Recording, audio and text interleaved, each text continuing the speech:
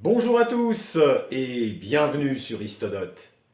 Chaque année, le sanctuaire Notre-Dame de Lourdes accueille près de 700 000 visiteurs et pèlerins, dont 10% de personnes malades venues chercher réconfort et espoir de guérison.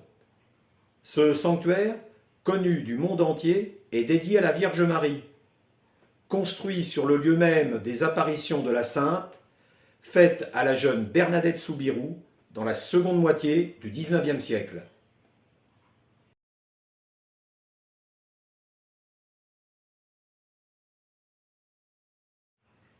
Qu'on soit croyant ou non, cette affaire a défrayé la chronique en son temps, à une époque sans médias ni réseaux sociaux. Dans un premier temps, j'évoquerai les événements de Lourdes, avant de vous emmener au couvent Saint-Gildard de Nevers, où elle vécut les dernières années de sa vie comme religieuse. Vous découvrirez son corps presque intact qui repose dans une châsse de verre depuis 1925. Mystère de la nature ou signe de miracle? À vous de vous faire une opinion.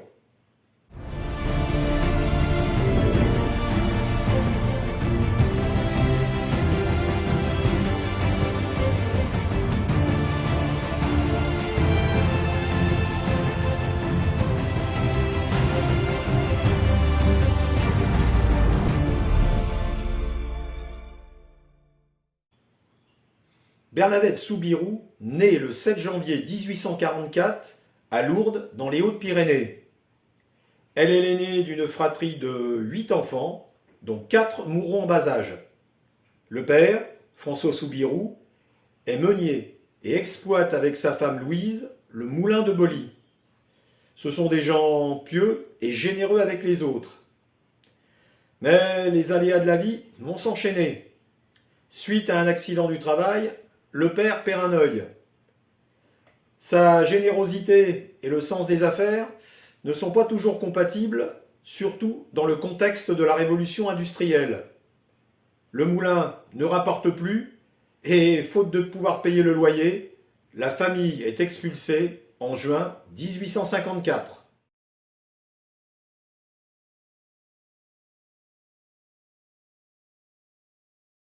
François tente de se relancer avec un moulin plus petit. Mais c'est un nouvel échec. Un cousin accepte de le loger gratuitement dans la cellule d'une ancienne prison, qui sert d'unique pièce pour 6 personnes. Ils vont la surnommer le cachot. Une pièce plus ou moins insalubre qui va avoir un impact négatif sur la santé déjà fragile de Bernadette. Elle part un temps chez sa nourrice pour s'occuper des tâches ménagères et garder les moutons. Début 1858, elle apprend le catéchisme pour faire sa première communion et va à l'école à l'hospice de Lourdes tenu par les Sœurs de la Charité de Nevers.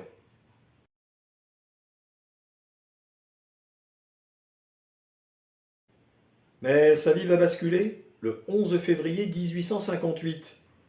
Elle part chercher du bois avec sa sœur Toinette et une voisine. Alors qu'elle s'apprête à traverser à gué la rivière du Gave de Pau pour les rejoindre, elle est frappée par un bruit de vent, sans qu'aucune branche ne bouge, et aperçoit de l'autre côté, dans une niche de la grotte de Massabielle, une jeune dame souriante, vêtue d'une robe d'une blancheur éclatante, un chapelet entre les mains. Elle tombe à genoux et, tétanisée, peine à faire son signe de croix. Les 2 autres fillettes qui n'ont rien vu la découvrent toute pâle et dans cette position. Elle leur raconte l'étrange apparition, mais leur défend d'en parler.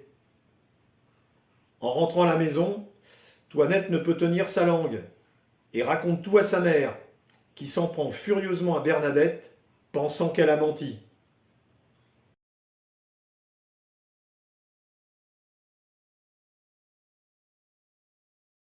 Cette première apparition sera suivie de 17 autres, échelonnées jusqu'au 16 juillet 1858, et toujours près de la grotte. Loin de moi l'idée de vous les énumérer toutes, ou de faire un quelconque prosélytisme. Mais nous sommes encore à une époque où la croyance religieuse est omniprésente dans la vie des gens, surtout à la campagne. Pourtant, au début, les parents désireux de ne pas se faire remarquer veulent lui interdire d'y retourner. Mais des femmes convainquent le couple de la laisser faire. Au fil des apparitions, une foule de plus en plus nombreuse va l'accompagner. Et même si elle ne voit pas la mystérieuse dame, les curieux sont à chaque fois frappés de la voir comme entrée en transe. À chacune de ces séances, la dame lui parle en patois, une dame dont on ignore l'identité. Le 19 février, elle se présente à la grotte avec un cierge béni et allumé. C'est de ce geste qu'est née la coutume de porter des cierges et de les allumer devant la grotte.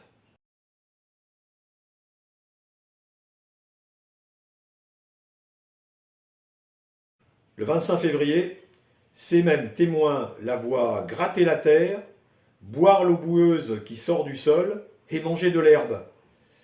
Certains spectateurs stupéfaits commencent à douter de sa santé mentale. Elle expliquera que la dame lui avait ordonné de le faire pour le salut des pécheurs. Le 1er mars, une certaine Catherine Latapie va plonger sa main, dont 2 doigts sont paralysés, dans la source découverte par Bernadette. Il retrouve instantanément souplesse et mobilité. Ce geste sera considéré comme le premier miracle de l'eau de Lourdes. À ce jour, l'Église reconnaît 70 guérisons miraculeuses.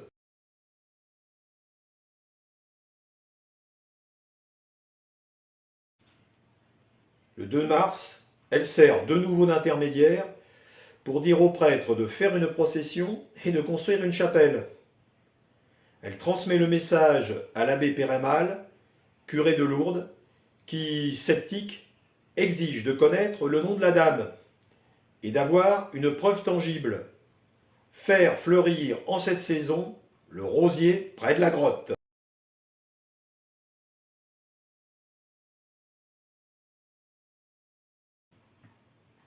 Le 4 mars, alors que l'affaire des apparitions commence à faire grand bruit, les autorités soucieuses d'éviter des troubles à l'ordre public interdisent l'accès à la grotte. Durant toute cette période, la jeune fille sera interrogée plusieurs fois par la police, menacée de prison, subira des examens médicaux, sans toutefois la dissuader de retourner à la grotte.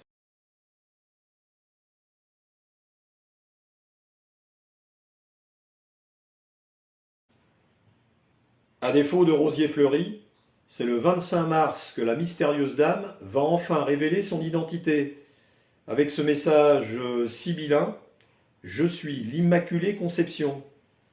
Bernadette, qui n'en a pas compris le sens, se précipite chez l'abbé en le répétant plusieurs fois pour ne pas l'oublier. Quand il l'entend, Péramal ne peut cacher sa surprise. Il sait que Bernadette ne peut connaître cette expression théologique issue d'un dogme récent de l'Église.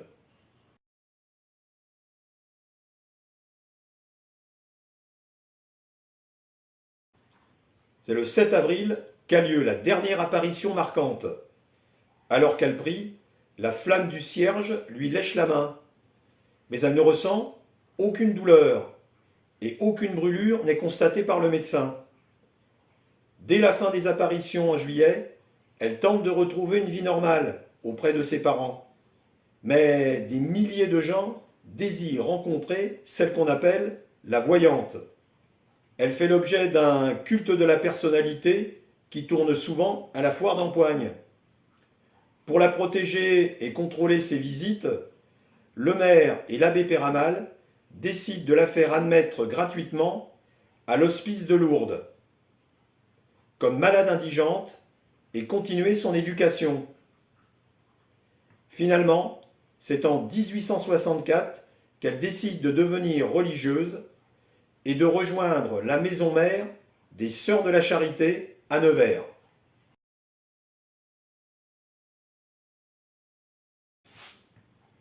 Voilà, j'espère que cette première partie sur les événements de Lourdes vous a plu. Je vous invite à me retrouver prochainement au couvent Saint-Gildard pour la suite du Mystère Bernadette. Salut!